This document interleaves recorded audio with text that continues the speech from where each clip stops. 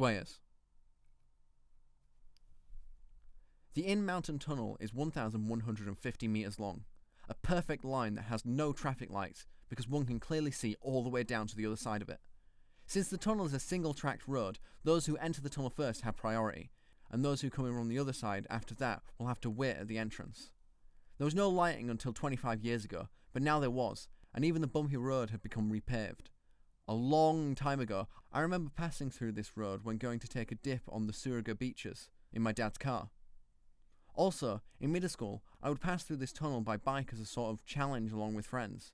It's one of those few routes that connects West Akatsuki and Surga. Of course, it's not always busy, but there are people using it on the daily, and occasionally a car would pass. There are those who work at Surga, those who carry goods to West Akatsuki, and those who carry things out of it. Therefore, while this is certainly a remote tunnel that doesn't get much traffic, it hasn't been abandoned in the slightest. It's an exceedingly ordinary tunnel that gets used daily.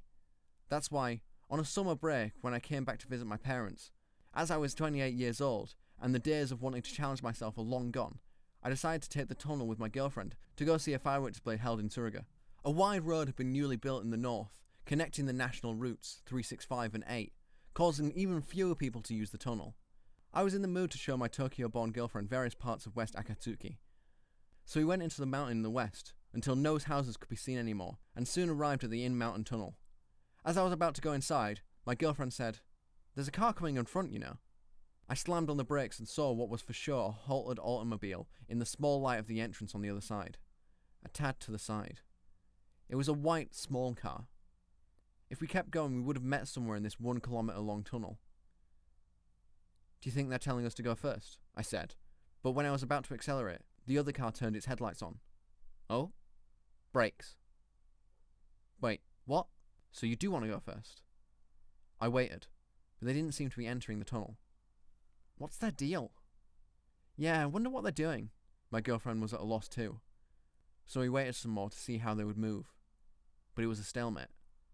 They had been on the other side of this tunnel before we even got there, right? Really? What in the world were they doing? They turned off the headlights. What the hell? My girlfriend looked worried. Was it just a douche being an ass to everybody for no reason? I couldn't take it anymore. "Let's just go for the time being," I said, stepping on the gas pedal. Seeing my car moving, they turned their headlights on again. I ignored it, still advancing. After some time, the horn came echoing, sounding as loud as if the car was right in front of us. Whoa! I let out a cry of surprise and instinctively stomped on the brakes, but my girlfriend next to me kept perfectly quiet. Hey, don't you dare try and scare my girl. Angry, I drove forward. Why was it so damn loud? Did tunnels have such a sound amplification effect? The force of the horn pushed me into sheer confusion, but I couldn't afford to sit and stand still all day in such a narrow tunnel, and since I had no reason to go back where I came from, I didn't stop the car, still going forward. The exit was getting closer. The small car on the left side, with its headlights still on, constantly honking too. "Oh, maybe I shouldn't have come here," said my girlfriend in the passenger seat. I couldn't help but think it was too late for that kind of remark. The exit was a few metres away. The white car too. I was tempted to run headfirst into the car of this idiot playing this nonsensical prank on us, or straight up harassing us, but my anger and irritation completely vanished when I got closer and saw the face of the driver. It was an old man wearing a brown hat. His eyes were wide open, his teeth clenched, his hands pressing on his horn, as if his life depended on it, and his shoulders up to his ears due to the force behind his right hand on the horn. When my car exited the tunnel, the old man finally took his hand off the horn and collapsed against the steering wheel, as if he'd run out of energy. I pulled up so as to be right next to the driving seat, where the old man was. Putting myself close enough to punch over the window to reach him, I pulled down my window. "What is it?" The old man in the driving seat looked like he was having a panic attack as he twisted his body around. He lowered his window. "Were you alright?" His apparent anguish subdued me. "Pardon? That tunnel must have been crazy just now, wasn't it?" "You're the only crazy thing here, old man. Nothing happened." "Huh? What? So you didn't see anything?" "See what?" "What? Spit it out." The old man confessed with shaking lips. "There was a line of people walking my way. I was waiting for them to come out, but, that many people don't just come out in a place like this. They were all walking bizarrely too, as if they were swaying, and that's where you came. I went, "You gotta wait before getting in the tunnel, you see? I tried my all to stop you, but once your car came running all the way here, all of them disappeared.